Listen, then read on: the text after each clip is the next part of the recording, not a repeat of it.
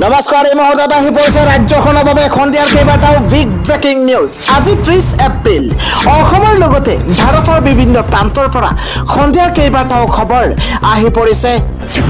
এই মুহূৰ্তত জনাই আছো এটা ব্ৰেকিং নিউজ। পদত্যাগ কৰিছে ৰাজ্যৰ মুখ্যমন্ত্ৰী ডক্টৰ হিমন্ত বিশ্ব শৰ্মাই। এই মুহূৰ্তৰ আটাইতকৈ গুৰুত্বপূৰ্ণ খবৰ, পদত্যাগ কৰিছে ৰাজ্যৰ মুখ্যমন্ত্ৰী হিমন্ত বিশ্ব শৰ্মা। ইতিমধ্যে পদত্যাগ পত্ৰ প্ৰেৰণ কৰিছে মুখ্যমন্ত্ৰীগৰাকীয়ে।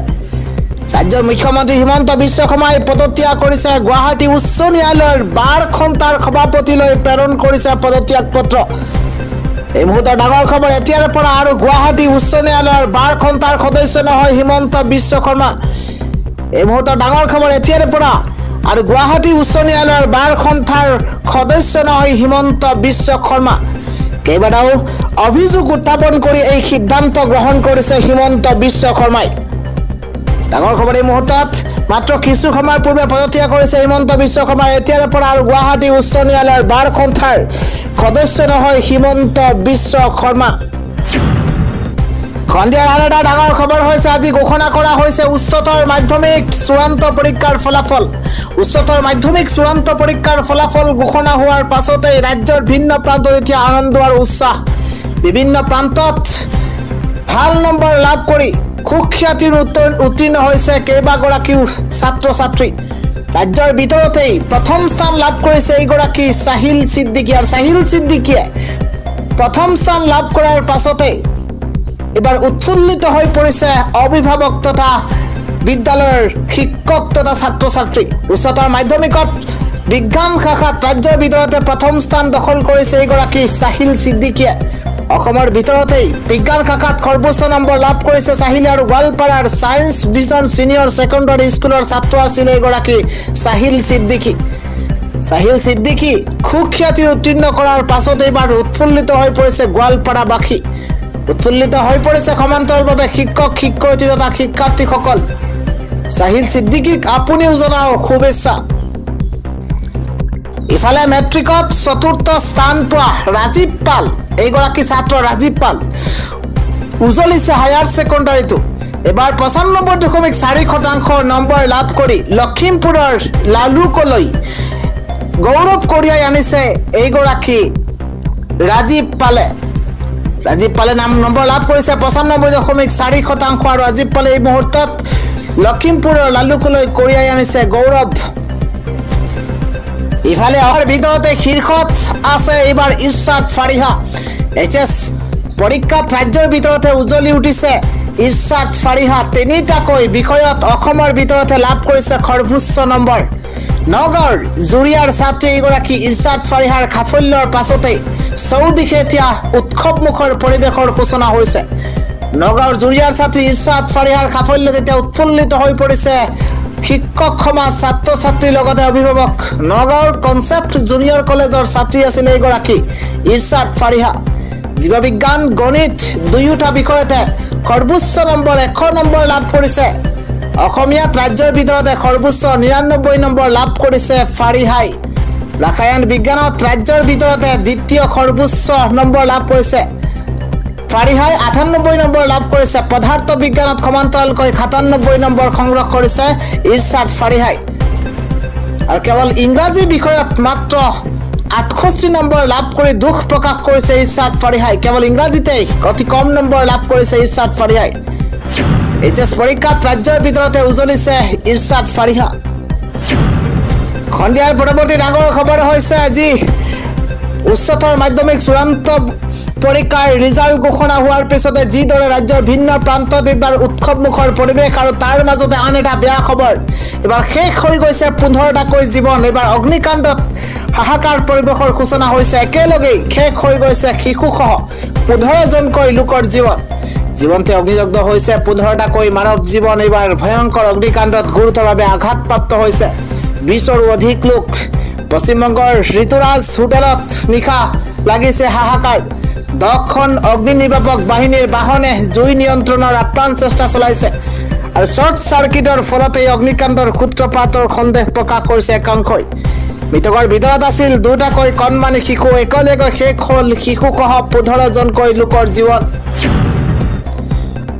আজি ডাঙৰ খবৰ হৈছে এবাৰ পাকিস্তানক প্ৰত্যুত্তৰ দিছে এবাৰ ইজৰাইলে ভাৰত আৰু ইজৰাইলৰ মাজত নোসমাব পাকিস্তানক একেকনে দিছে এবাৰ ইজৰাইলে ভাৰতৰ আক্ৰমণৰ পূৰ্বে ইজৰাইলে দিছে প্ৰত্যুত্তৰ নিৰুপায় পাকিস্তানে আশ্ৰয় লৈছিল ভুৱা বাতৰিত ইজৰাইলৰ সৈতে ভাৰতৰ সুসম্পৰ্ক সহ্য কৰা নাছিল পাকিস্তানে ভাৰত ইজৰাইলৰ সম্পৰ্ক ভাঙিবলৈ গৈ বিপদত পৰিছে এবাৰ পাকিস্তান এই মুহূৰ্তৰ ডাঙৰ খবৰ পাকিস্তানক খকিয়নি দিছে এবাৰ বেঞ্জামিন নেতান্যাহুৱে ভাৰত আৰু ইজৰাইলৰ সম্পৰ্ক নষ্ট কৰিব নোৱাৰে কেতিয়াও পাকিস্তানে চলাই থকা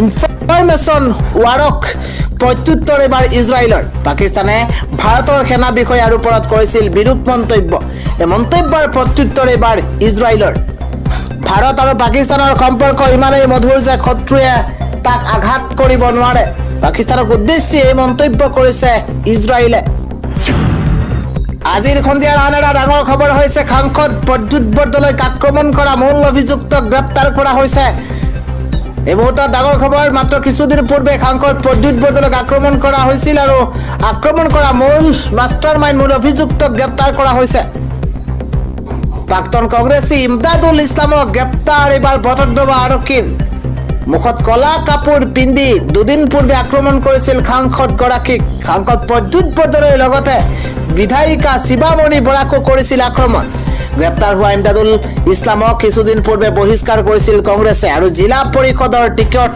বঞ্চিত হৈ সাংসদক আক্ৰমণ কৰাৰ অভিযোগ উত্থাপন হৈছে আক্ৰমণৰ সময়ত ইমদাদুলে ব্যৱহাৰ কৰা বাহন জব্দ কৰিছিল আৰক্ষীয়ে গৌৰৱ গগৈ আৰু আসিফ নাজাৰৰ ঘনিষ্ঠ ইমদাদুল ইছলাম সাংসদ প্ৰদ্যুৎ বৰদলৈক আক্ৰমণ কৰা মূল অভিযুক্তক আজি গ্ৰেপ্তাৰ কৰা হৈছে আন এটা খবৰ হৈছে এবাৰ ভয়ংকৰ এক অঘটন সংঘটিত হৈছে খহি পৰিছে এবাৰ মন্দিৰৰ বৃহৎ অংশ 8 গৰাকী লোকৰ কৰুণ মৃত্যু হৈছে এই মুহূৰ্তত জনাই আছো এটা দুখ লগা খবৰ মন্দিৰৰ বৃহৎ দেৱাল খহি পৰি ভয়ংকৰ ঘটনা সংঘটিত হৈছে হঠাতে 8 গৰাকী ভক্তৰ মৃত্যু হৈছে বিশাখাপট্টনমৰ শ্ৰী নৰসিংহ স্বামী মন্দিৰত ভয়ংকৰ ঘটনা সংঘটিত হৈছে মন্দিৰৰ বিশেষ উৎসৱৰ সময়তে শ শ ভক্তৰ মাজত লাগিছে হাহাকাৰ মন্দিৰৰ 20 ফুট অংশ খহি গুৰুতৰভাৱে আহত হৈছে বহুগৰাকী ভক্ত আৰু নিখাৰে পৰা এছডিআৰএফ এনডিআৰএফে চলাইছে অভিযান মৃত্যু হোৱা ভক্তৰ সংখ্যা বৃদ্ধি হোৱাৰ পূৰ্ণ সম্ভাৱনা আছে বিশাখাপট্টনমৰ শ্ৰী নৰসিংহ স্বামী মন্দিৰত এই ভয়ংকৰ ঘটনা সংঘটিত হৈছে বুলি জানিব পৰা গৈছে এবাৰ ভূপেন বৰাই আজি এক ডাঙৰ মন্তব্য কৰিছে অসমৰ মহিলা কৰ্মচাৰীসকলক মাত্ৰ 24 ঘণ্টাৰ সময় 24 ঘণ্টাৰ ভিতৰতে ক্ষমা নুখুজিলে হিমন্ত বিশ্ব শৰ্মাৰ বিৰুদ্ধে দিয়া হ'ব গোচৰ অসমৰ জীয়ৰী বোৱাৰী আৰু কংগ্ৰেছৰ আমোলৰ চাকৰি লাভ কৰা মহিলা কৰ্মচাৰীসকলৰ প্ৰতি মুখ্যমন্ত্ৰী হিমন্ত বিশ্ব শৰ্মাই সন্দেহজনক আৰু অশালীন মন্তব্য কৰাটো অতি গৰ্হিত আৰু ধিক্কাৰযোগ্য অসম প্ৰদেশ কংগ্ৰেছৰ সভাপতি ভূপেন কুমাৰ বৰাই আজি এক সংবাদমেলত কয় যে কংগ্ৰেছৰ 15 বছৰীয়া আমোলত চাকৰি লাভ কৰা প্ৰাৰ্থীসকল এতিয়া কাৰোবাৰ বোৱাৰী কাৰোবাৰ মাতৃ আৰু কাৰোবাৰ আদৰৰ পত্নী এই মহিলা প্ৰাৰ্থীসকলৰ বিৰুদ্ধে মুখ্যমন্ত্ৰীয়ে ৰাজহুৱাভাৱে যি অপমানসূচক মন্তব্য কৰিছে সেই কথাই মুখ্যমন্ত্ৰীৰ আসনখন অলংকিত কৰাৰ লগতে অসমৰ আই মাতৃসকলকো অপমানিত কৰিছে এই মুহূৰ্তত ডাঙৰ খবৰ জনোৱাৰ চেষ্টা কৰিছো কংগ্ৰেছৰ আমোলত চাকৰি লাভ কৰা সুদক্ষ চিকিৎসক অভিযন্তা বিশ্ববিদ্যালয়ৰ অধ্যাপক মহাবিদ্যালয়ৰ প্ৰবক্তা ধাত্ৰী অংগনবাড়ী কৰ্মী শিক্ষয়িত্ৰী আদি সকলোকে একাকাৰ কৰি মুখ্যমন্ত্ৰী হিমন্ত বিশ্ব শৰ্মাই কোনো এখন প্ৰতিবেদনৰ দোহাই দি সকলোকে এনেদৰে ৰাজহুৱাভাৱে তাচ্ছিল্য কৰাটো নাৰী নিৰ্যাতনৰ সীমা চেৰাই গৈছে আৰু এয়া অসমৰ মহিলা কৰ্মচাৰীসকলৰ মানৱ অধিকাৰ খৰ্ব কৰাৰ এক বিৰাট ষড়যন্ত্ৰ ভূপেন বৰাই কয় যে মুখ্যমন্ত্ৰী হিমন্ত বিশ্ব শৰ্মাক অসমৰ ৰাইজে চেলেপু অভিধা ইতিমধ্যে দি থৈছে যদিও শেহতীয়া বক্তব্যই মুখ্যমন্ত্ৰীজন যে এজন কুৰুচি সম্পন্ন এজন লোক সেই কথাকেই প্ৰমাণ কৰিলে তেওঁৰ মনৰ ভিতৰত যে অত্যন্ত জঘন্য আৰু কুৎসিত কথা ভাবি থাকে সেই কথা প্ৰমাণিত কৰি এখন ৰাজহুৱা সভাত অসমৰ মহিলা কৰ্মচাৰীসকলক বেয়া চকুৰে চাইছে। এনেধৰণৰ ঘটনা পূৰ্বতে কেতিয়াও ঘটা নাছিল। এইজন মুখ্যমন্ত্ৰীৰ পৰা অসমৰ নতুন প্ৰজন্মৰ লোকে কি কথা শিকিব বুলি কৈছে তেওঁ। 24 ঘণ্টাৰ ভিতৰত মুখ্যমন্ত্ৰীয়ে ক্ষমা নুখুজিলে তেওঁৰ বিৰুদ্ধে কংগ্ৰেছ আদালতৰ দ্বাৰস্থ হ'ব বুলিও তেওঁ স্পষ্ট কৰি দিয়ে আৰু এই সন্দৰ্ভত যাৱতীয় নিৰ্দেশ জাৰি কৰা বুলিও ভূপেন কুমাৰ বৰাই উল্লেখ কৰিছে।